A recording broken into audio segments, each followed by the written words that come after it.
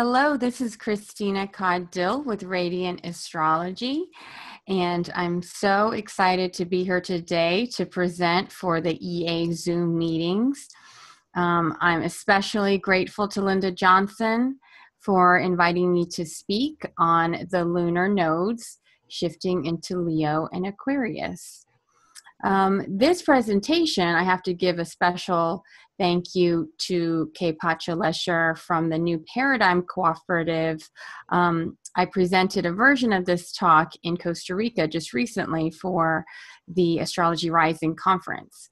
And due to some technical issues, I wasn't able to record it. So I'm really, really honored and grateful to Linda for allowing me to share this today. And we'll be talking about shifting the collective destiny and what that means as far as this lunar nodes shift, which just recently began May 10th and will be over the next 18 months.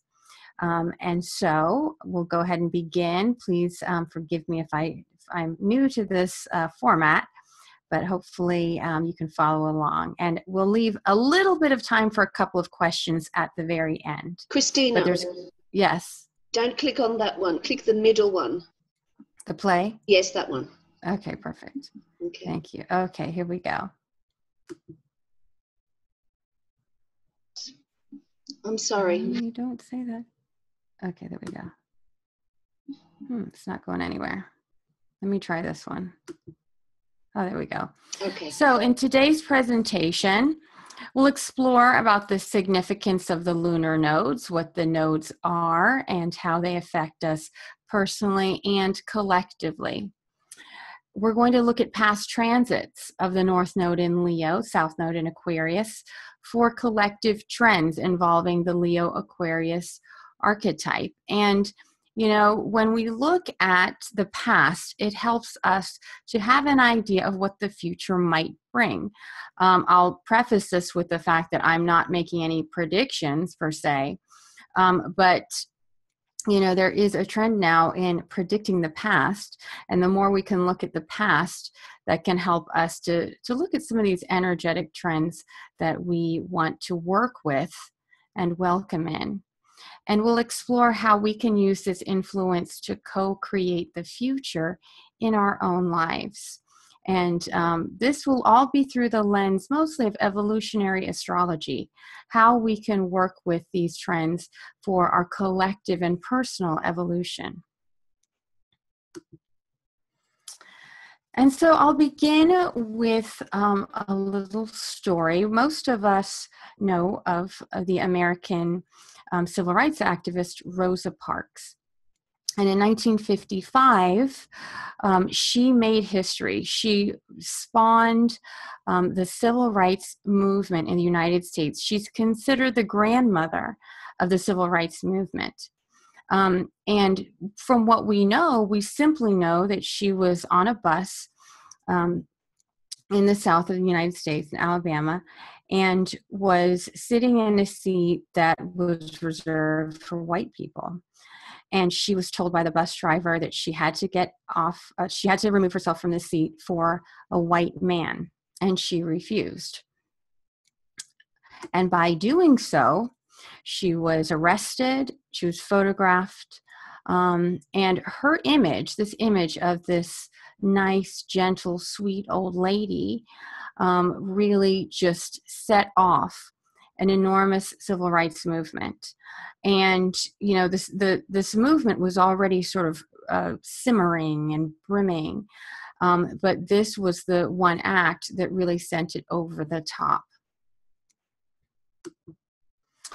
And by 1961, we had the sort of the culmination of a lot of this, you know, this heat coming from the civil rights movement. And 1961 was the time of the Freedom Riders. Now, this is when 1961 and 62 was when the North Node had shifted into Leo, South Node in Aquarius. And so we see with the Freedom Rider movement, we had people of all walks of life taking this movement on themselves. And so we have this collective movement of people saying this isn't right. People taking to buses and saying that segregation needs to end. And there had already been laws ending segregation that were not being adhered to. And so we see, here's another picture of, just a sampling of hundreds of people that were arrested for taking on this activism. And now we know that the South Node, or that Aquarius, we look at that toward the collective, toward activism, to, human rights movements. And Leo being about taking on, stepping into your courage, stepping into the spotlight, taking risk. And so when we look at this axis of the Leo and Aquarius axis, it's not just about isolating Leo and saying, oh, this is where we're going to play and have fun and find our joy and just be silly and be childlike. There's an element of that, of course, because that's where the North Node is expanding. But there's always going to be this need for integration with the South Node. And the South Node in Aquarius speaks to the collective, speaks to the needs of the collective. So this is not just a story of resistance. In fact, the story of Rosa Parks. This is more so a story of resolve. And when we look at these fixed signs of Leo and Aquarius, there's a fixedness to them that is calling for some type of resolve. Something shifts within us that wants to be crystallized. And that is really, from what I consider, one of the real significant pieces of this movement, is to think of where is our resolve. Because it's not simply about having, this big Leo party. There is more here for us to access when we talk about really our collective and personal evolution. And so we need to go back before this entire movement, the Freedom Riders, before even Rosa Parks was arrested. We go back 12 years before her arrest, 1943. And that was when, again, the nodes were in Leo and Aquarius, because we know that it's every 19 years that the nodes, revisit the same areas of the zodiac. So let's look back at 1943, 12 years before Rosa Parks' arrest. One day in 1943, Rosa Parks boarded a bus and paid the fare, just like any other day for her. She then moved to her seat, but the bus driver, James F. Blake, told her to follow city rules for Negroes and enter the bus again from the back door. And as she exited the vehicle to re-enter, the bus driver, James Blake, drove off without her. So Rosa Parks waited for the next bus in the rain, determined never to ride Blake's bus again. So that sense of just, he clearly purposely tricked her to get off the bus, left her standing in the rain. And this really humiliated her, made her very angry. And she swore to herself that day in 1943, she would never take his bus again. In December of that year, Rosa Parks joins the NAACP. And being the only woman, she's appointed secretary. And we have the chart for 1943. Rosa Parks joins the NAACP. Okay, and at the time, the nodes were at 8, Leo and Aquarius. The transiting North Node was conjunct Pluto retrograde. And the transiting South Node was conjunct Rosa Parks' Mercury, and also her Uranus and her Sun. And now, if we know this, it was also squaring her midheaven and IC axis. Now, we're not 100% sure of this birth time, so I can't say about the houses. I think this birth time is somewhat in question. But we do know that the rest of the planets, and we know that these are accurate. So the essential thing is the nodes were in Leo and Aquarius. And, it just so happened that this was especially poignant because the North Node was conjunct transiting Pluto. And we look at this as a moment of resolve. 1943, Rosa Parks joins the NAACP. And the rest of her life, she lived to be about, I believe, 96 years old. She was an active member of the NAACP. So this was a linchpin moment in her own personal life. And again, this was 12 years before she even was, had that moment of where she came into the national spotlight. And so we look ahead 12 years later. In 1955, when Rosa Parks finds herself on a bus and is told to give up her seat for a white man, the bus driver who has her arrested is none other than James F. Blake, the same guy, the same bus driver who had initially tricked her, humiliated her, made her so angry that she went to the NAACP office, in which she became an activist. By now, Parks is a seasoned activist who knows her rights and is not afraid to stand up for them. This becomes the linchpin moment in the American civil rights movement. Now, myself, I have been involved in some resistance and activism, and we were told the story of Rosa Parks, that, she was a trained activist. She was a 12-year trained activist, and in activism, what we're taught is if it's not photographed and it doesn't get in the paper, or now like on Facebook, if it's not photographed, it didn't happen. And so it's the emphasize that whenever, you're being mistreated, or there's something that, the police or the government isn't doing properly, you need to document it, especially with photography. And so, did Rosa Parks actually go specifically to that bus driver, on his bus, so that, the attention would be brought to him? This was also just after Rosa Parks had heard of the death of Emmett Till, a 14-year-old African-American boy who was killed by several white men. And that was outrageous to her. And so, we will never know for sure, but it's said that she knew what she was doing that day. She wasn't an accident. She wasn't just tired and didn't feel like moving. She knew what she was doing.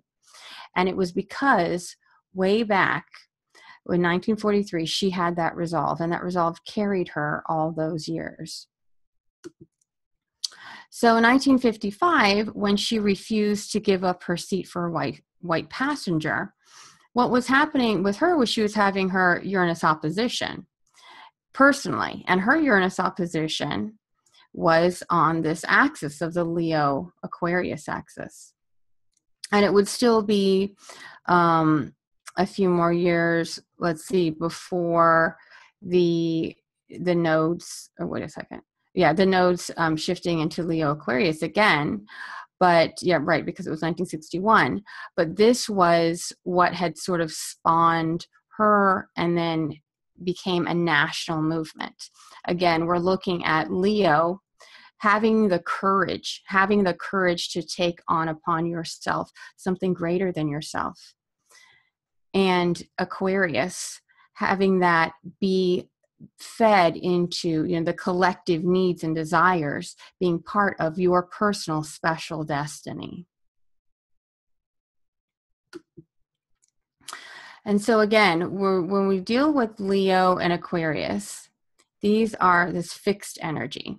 And then we also will be seeing an effect with Scorpio and Taurus, because these are the fixed signs, and they'll be squared by this transit of Leo and Aquarius, the nodes in Leo and Aquarius. And so the fixed signs, again, are when we need to go the distance. What does it take for us to make the shift from what was to what can be?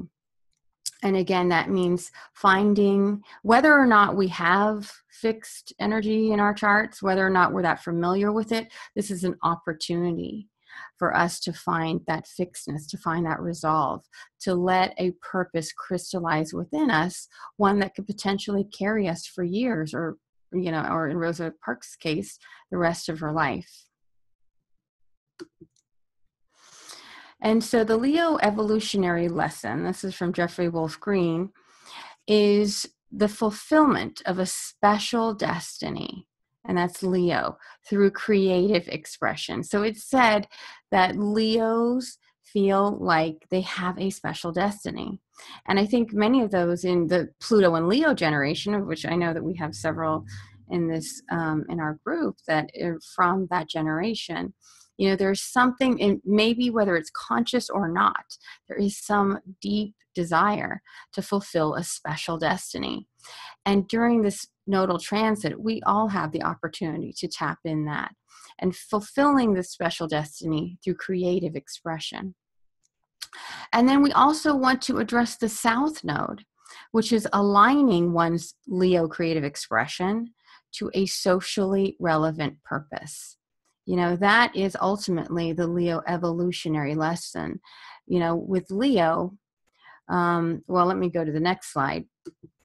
Both signs, we have Leo in this column, Aquarius over here, they have their high side, high vibrational, I guess if you want to consider it that way, the positive side of Leo and the positive side of Aquarius, and then sort of the maybe the lower vibrational sides.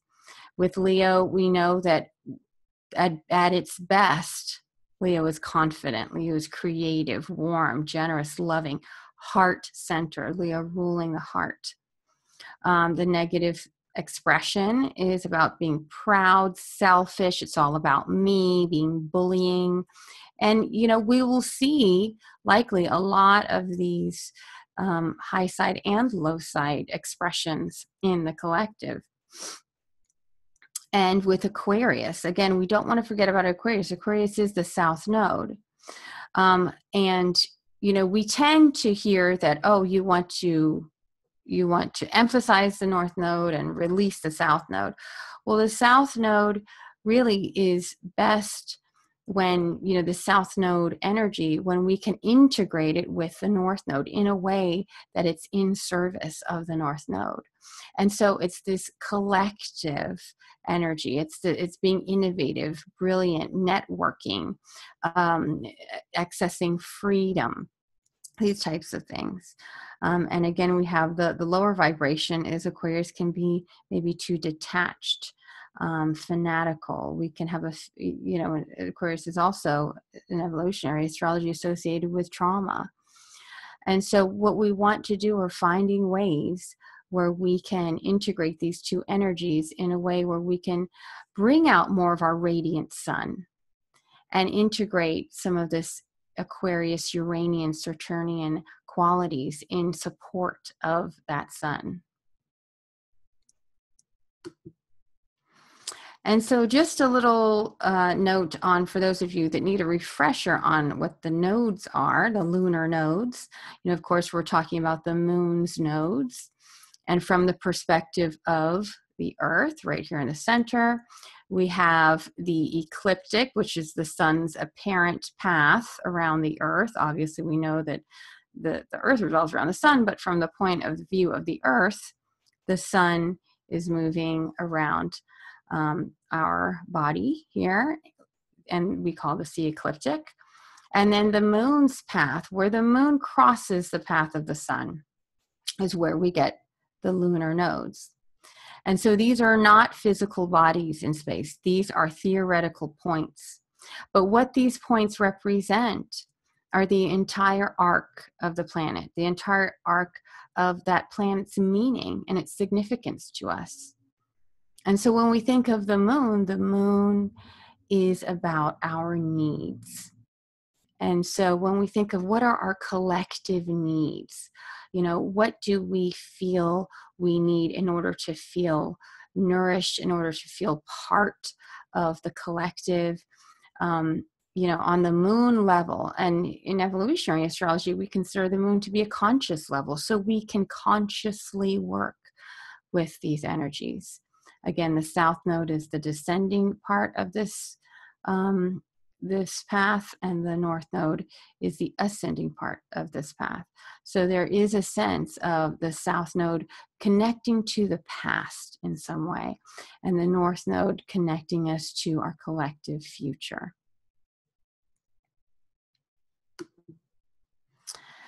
And so with the transiting lunar nodes, just a few bullet points on those. As I said, they represent the collective emotional moon level desires. And because they're abstract points in space, they're more of a subtle collective evolutionary intention. It's not the same as having a transit of, say, Pluto and Leo, or, Neptune and Aquarius, or what have you. And actually, during this next 18 months, there will not be, none of the outer planets are in these signs. So it is even more important for us to bring our consciousness to this aspect. And of course, or to this transit rather. And of course, how our personal astrology, how our natal chart interacts with this transit is really how it affects us on a personal level. Collectively, though, we want to, again, this is accessing our special destiny on a collective level. So we want to bring our conscious intention to it. The nodal return is every 18.5 years, inverse return approximately every 9 years. And we want to integrate both the archetypes of Leo and Aquarius. And there is no good, Leo good, Aquarius bad. It's simply that the energy surrounding our collective future is in Leo, but we also want to have the Aquarian energy to the Aquarian, I should say, opportunities to help support that Leo evolution. And so these are the dates of this nodal transit of the North Node in Leo and South Node in Aquarius is May 10th through November 6, 2018. And I think I have a graph later about the eclipses. So we will be seeing many of our eclipses in Leo and Aquarius because of the nodes in these signs. So some potential trends that we may see with the North Node in Leo. Countercultural movements. When we look through the past, and there's many examples, there's almost always some kind of countercultural movement that begins, and then it can take many years for it to come to really fruition and then die down. But when we think of Leo being about the child, about youth culture, and then wanting to go against the grain, that's the Aquarian element, wanting to sort of buck the status quo, it'd be interesting to see what countercultural movements are spawned during this time. We also want to look at our relationship to confidence, power, and fame. These are very Leo qualities. How confident are we really? Where can we just take the risk is also around Leo, to step into that confidence? And what about power also? How, there's a difference between Leo power and Pluto power. The Leo power is saying, the power that you attract from your radiance, from your confidence, and fame as well. There's, I guess it was, who was it? Andy Warhol, right? I mean, he was right. Eventually, everyone is famous now. You could post something on Instagram or Facebook and you're famous for a day. But what is our relationship to it? As a collective, we need people to look up to. And in the absence of true leadership, others can step in that can simply take our attention, but not have genuine care for us as a collective. And so these are things that we want to be wary of and to be observing. Also, this is a perfect time to connect with our joy. What brings us joy? It seems like joy and inspiration is at a premium these days. But we really want to know that as long as we're alive, we have every right to be joyful. But it's up to us to bring that into our lives and to appreciate and have gratitude for the moments of joy. And again, finding our resolve, whether our resolve has to do with our creativity or our need to help the collective in some way, to help us evolve, to help fix maybe what we feel is wrong. What is it that really makes us say, there's something that I want to stick to. There's something that I want to become solid within myself and see the fruition of. Where can we find our resolve? I really think that this is something that's very subtle, but very powerful at this time. So this quote, "The good of the individual is contained in the good of all," by this author named Ruskin. That very much speaks to this movement, doesn't it? The individual, the good of the individual, that's very Leo, contained in the good of all. That is very Aquarian, of course, because we've got that collective. Now, this quote was so powerful to one particular individual that he spent the rest of his life trying to fulfill it. And that person was Gandhi. Gandhi had a Leo moon and North node, right? So he had this signature natally, and he lived his life along these principles, that the good of the individual is contained in the good of all, that every person deserved respect and dignity. Even when there was a time where he was speaking out in activism, there was a time where there were some people that were threatening to kill him, threatening his life. When the police came to him and asked him who those people were, he wouldn't give the names, because he said even his enemies deserved their right to freedom and to dignity. I mean, that's the level of commitment and resolve he had to these principles. So when Gandhi read these words, the quote that I had just read, these words from Ruskin, he was up all night and could not sleep at all. He said, "I determined to change my life in accordance with the ideals of the book. I rose with the dawn, ready to reduce these principles to practice." So that is how impactful the idea that everyone is good, and there is good in every person, and we live in a sea and an ocean of others where good is possible. And he even said the quote about if there's one drop in the ocean that's bad, it doesn't make the entire ocean bad.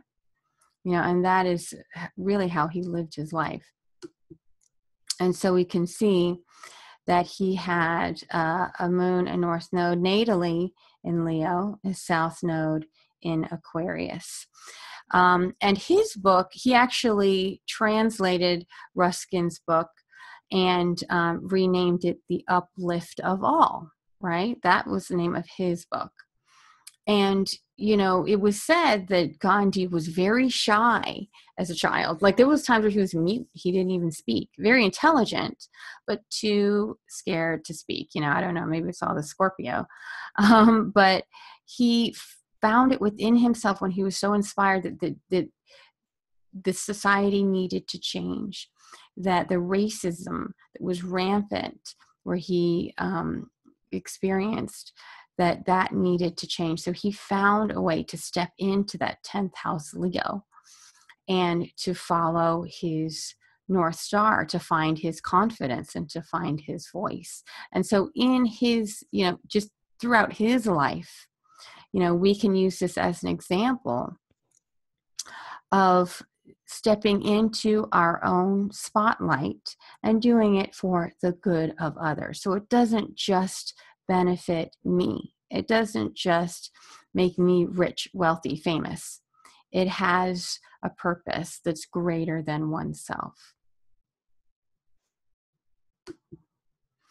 And so I like to think of, if you were to sort of do I created this little image here of what is possible for this time with the North Node in Leo, South Node in Aquarius, connecting with our special destiny. It's really, we can't really know until we have that moment of grace, that moment of insight, what our special destiny is. But that is very Leo. Look at your Leo house. What house does Leo rule? And how can you find a special destiny in alignment with that? And how is the collective need, again, that moon level need of the collective, how can that be served by your own personal destiny? And where can creative expression, where can you bring in some creativity, some joy, some play, some risk into this as well? And then keeping everything sort of solidified through a sense of resolve. Like it may even be beyond this 18 months transit that one finds that their special destiny comes to fruition. But that's where this resolve comes into play.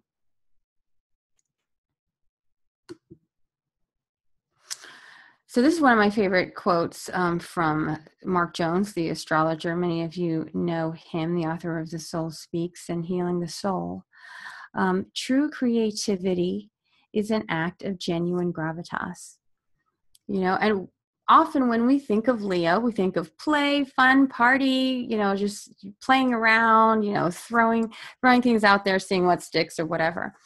But when we think of true creativity, the creativity that lasts, the creativity that can touch, move, and inspire, that is often spawned from an act of genuine gravitas.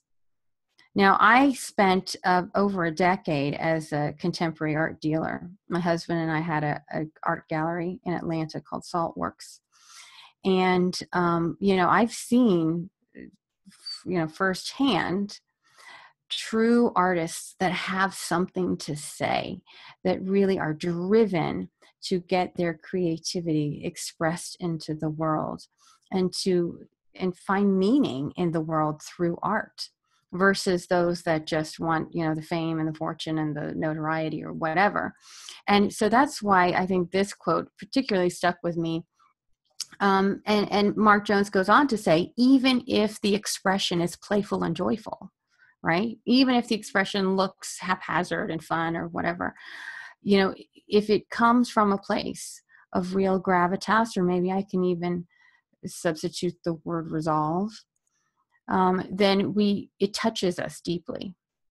It stays with us, and it can really spawn true creativity in others as well. And so my last example, hopefully I'm not overloading with examples. I know I may be, but I think you can handle it. Is, the Beatles, going back again to 1962, when the North Node was in Leo. They released their first single in the UK on October 5th, 1962, Love Me Do. Is that not Leo, for the heart, for love, for play? And that's when the transiting North Node was conjunct the natal Pluto in Leo of all the band members. Ringo Starr was a little younger, so he was a little wider. But that was, the North Node was in the early degrees of Pluto and Leo. And now there's a really great documentary of the Beatles called 8 Days a Week that recently came out. I think it was Ron Howard produced it. And there's an interview, a recent interview with Paul McCartney. And he says that, people just, when they came on the scene, people thought, oh, they're just a bunch of lads with moppy hair and just playing around. But he said, we were at this for years, playing in dark, smoky, smelly basements, and really finding ways to gel, just writing and creating. And so they were really working hard. They were bonding. They were trying to find their voice. So when they came out, and yeah, they were cheeky, they were cute, they were funny. They may have had an expression of fun and play, but they were serious about it. I mean, they spent the rest of their lives, in music and creating music that touched millions of people, right? And so by the time they even released that single, the North Node had been transiting Pluto, and during that time, that whatever year and a half, they had been working diligently on their look, their music, their sound, and so they look like pros when they were released. And the whole Beatlemania, that was spawned years later, right? And that went on for years. But what really sort of gave them the solidity as a group, as individuals, is that real working at what they really loved, knowing that they had a special destiny, and that destiny took work. And so sadly, 19 years later, when the transiting North Node was again in Leo, John Lennon was killed by an obsessed fan, December 8, 1980. And the North Node was applying to his natal Pluto. And, we see this sort of backlash against fame, right? John Lennon had been under a lot of scrutiny because he had some quote that, the Beatles are now more famous than Jesus.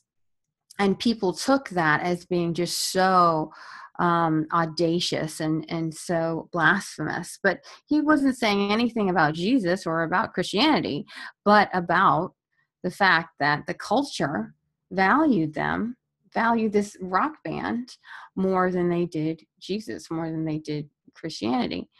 And that blew over eventually, but there was an obsessed fan that just couldn't let that go. And, what we see again is, as a collective, we need these people to look up to. We want stars, celebrities, people that are special. But because of our own individuation issues, our lack of truly being individuals ourselves and owning our own power, we can then give up all of our power to these celebrities. And then the only way to get our power back is to take them down. And so, that is sort of the dark side of this Pluto narcissism, and I'm not saying Lennon was narcissist, but he was being projected as a narcissist. And Jeffrey Wolf Green does say that at the heart of Leo is there is a certain amount of narcissism. You have to be fully committed to your special creative genius, your special destiny, in order for it to truly be expressed fully in the world. And so sadly, this event, when you look back at 1981, this was a sort of a watershed moment in the culture where people really were just completely heartbroken by that. And I think because they knew that John Lennon was someone who was special and was simply sharing from the heart and, didn't deserve this type of ending, but he touched people through his music and through his call for peace, for a world of peace. And I just want to put another note that the nodes of Neptune, the planetary node, each planet has nodes, right? We've been talking about the nodes of the moon because we use them quite a bit for when we look at our evolution. But the nodes of Neptune are also something worth digging into a little bit. The north node of Neptune is at 10 degrees Leo, and the south node of Neptune is at 10 degrees Aquarius. And they have been around those degrees for centuries. They don't move very much. I think it was the time of Christ or something is when they were in other signs. But there's not a whole lot written about the planetary nodes. Again, Mark Jones is the one is taking this on as part of his research. I think there's been a little bit by Dana Rudhyar.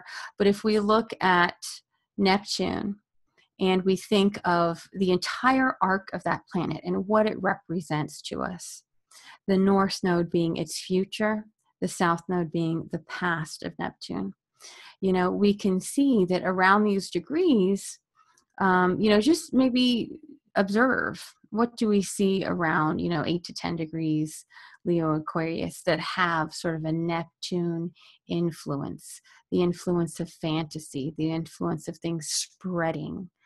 And we, can see, and also I've done enough charts already, but I will say that when we look at charts of people that have these signatures, it's really interesting to see how the Neptune influence comes through any planets that they have at these degrees.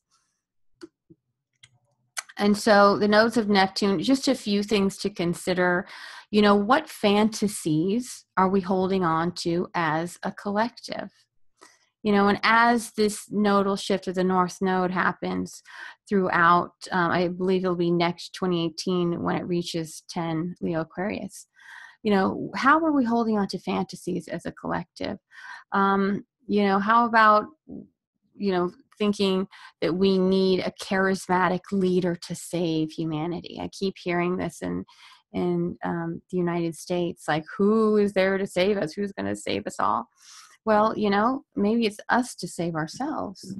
Sorry, I thought I heard someone. Technological advances run wild. This again, we want to have our eyes out for. There's so much said, that's coming up around AI, artificial intelligence. Let's see where that evolves to. The spread of mass consciousness. The first ever truly mass conscious invention was the radio, and that happened during the North Node in Leo and South Node in Aquarius, because that was the first time so many people at the same time could have the same message being spread. Is it possible we could see even more mass consciousness spread technologically? We want to consider that. We also want to look at fame and the shadow side of fame. Whereas Neptune can be about the inspiration that music and art can provide us, it can also be about that dark side, the being tricked, being deceived, being lied to. How is all this aligning with the Leo idea of fame? And if you'll remember Y2K, those of you who are old enough to remember when, the year 2000, when the whole world thought this is the time cover, that the world was going to end because the clocks didn't know what to do with turning to 2000. This is January 1, 2000, the chart for January 1, 2000. The North Node was at 3 Leo, and the South Node was conjunct Neptune in Aquarius, and so what happened, there was all this great panic, but then nothing happened. It sort of just disappeared into the ethers, right? Nothing happened. But as you'll see, since we know the nodes transit retrograde. And so during that year, or 18-month period leading up to that January 2000, the South Node was transiting Uranus and Neptune. So possibly leading to even more of this widespread panic, this not knowing, being afraid of something that we did not know was going to happen. Was technology going to turn on us? How dependent were we on technology? And so just thinking about now, how dependent are we on technology? Every time there's a Mercury retrograde, people freak out because their phone or their computer might die, you know? So how can we still continue to live our lives using technology and not having it use us? We may be wanting to think about that. And I know I'm about to wrap up here. It looks like time is coming to a close, but I did want to remind you of the eclipses.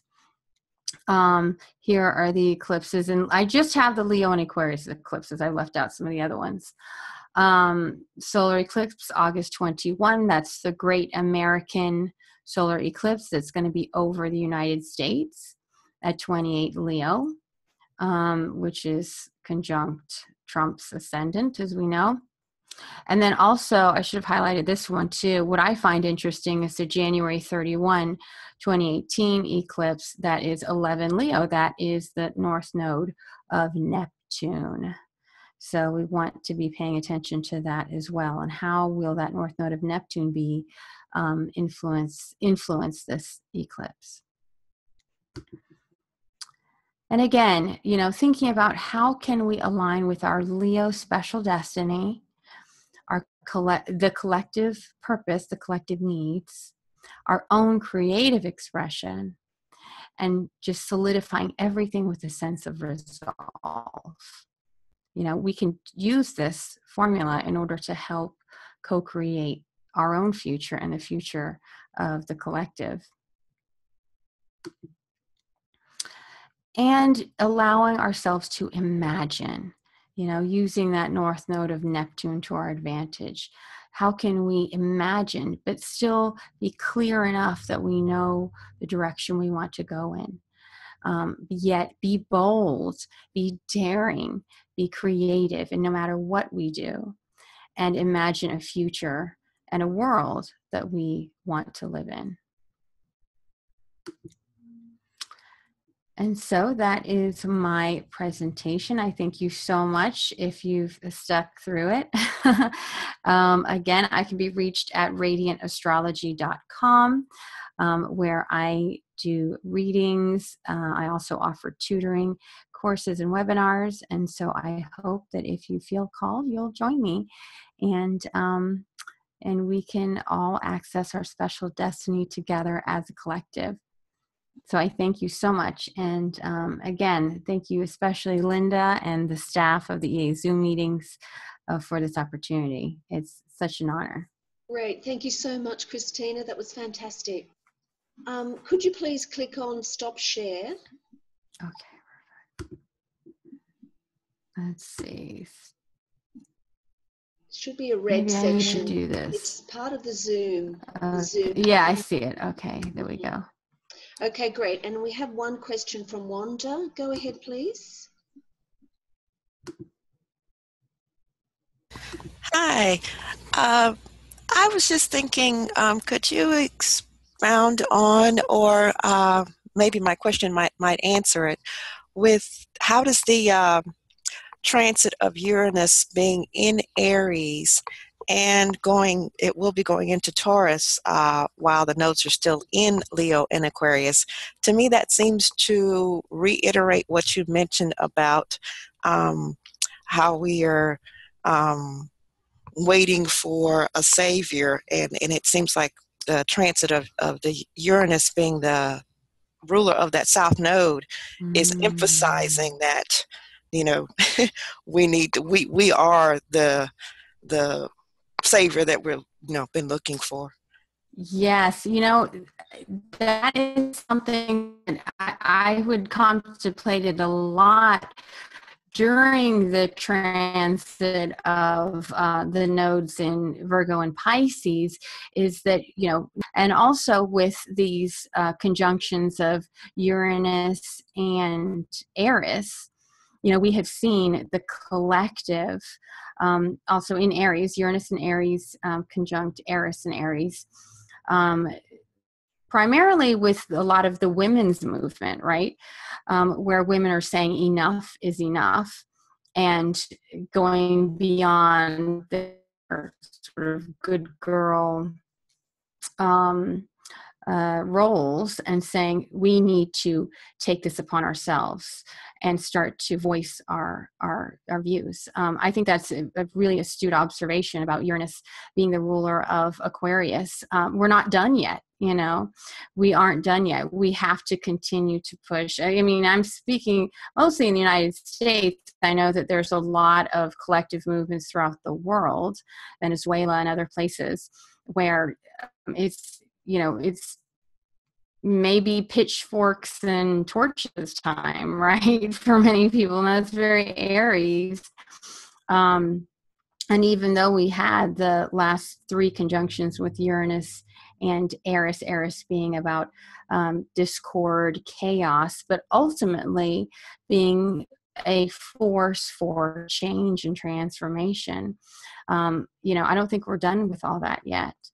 And yeah, you're absolutely right. Now, what will Uranus in Taurus bring? Now, I think that's the whole other conversation.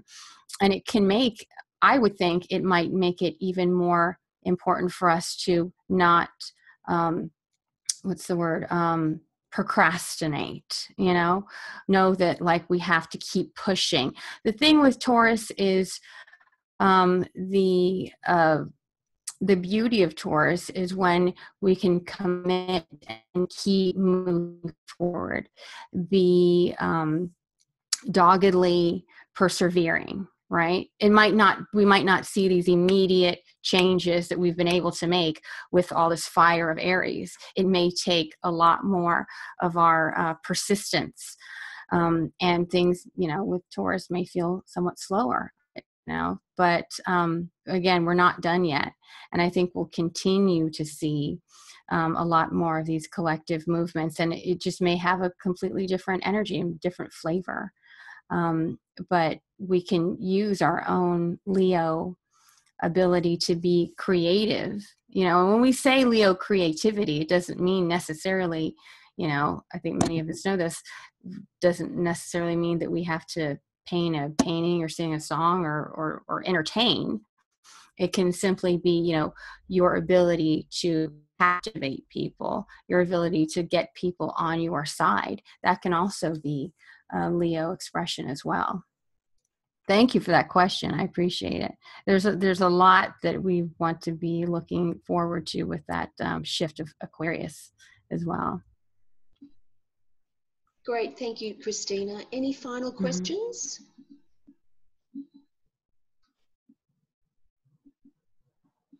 Okay, looks like that's it. Thanks so much. Just unmuting everyone to say thank you. Okay, perfect. Thank you, Christina. So much. That was wonderful. I appreciate it. Thank you. Good job. And I will thank you so much. And I'll have the slides available in the group if that's all right, Linda. Yes, absolutely. If anybody wants to access them. Okay, thank you so much, Christina. Okay, perfect. Catch you later. Fabulous. Thank you, everyone. Thank you, Linda. Bye-bye. Bye, Linda. Bye.